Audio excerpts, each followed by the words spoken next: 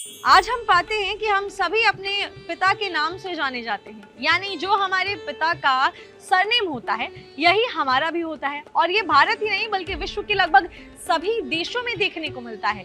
लेकिन आपने कभी ध्यान दिया है कि युगों पहले हमारे देश में पुत्र माँ के नाम से और बेटियां पिता के नाम से जानी जाती थी।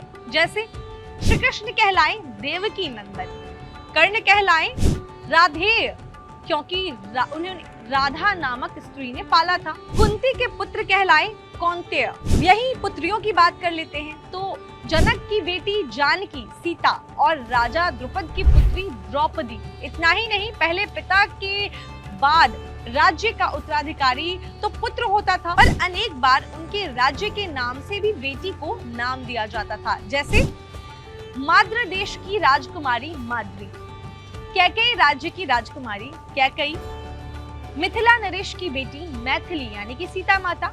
ऐसा क्यों आखिर? इसके पीछे के कारण को लेकर कई विद्वानों का मानना है कि ऐसा इसलिए होता था क्योंकि उस समय राजाओं की अनेक रानियां होती थी और ऐसे में कौन बेटा किस रानी का है ये बताने के लिए उसे माता के नाम से जाना जाता। हालांकि इस बात में लॉजिक तो है, लेकिन इसे पूरी तरह से ठीक नहीं माना जा सकता, क्योंकि ऐसा होता तो बेटियों को पिता का नाम क्यों मिलता था। खैर, जो भी है, इससे एक बात तो साफ है कि युगों पहले भी हमारे देश में महिलाओं को बराबरी का अधिकार प्राप्त था। क्या आपने कभी इस बात पर गौर किया था? इसे कमेंट सेक्शन में जरूर लिखकर बताइएगा।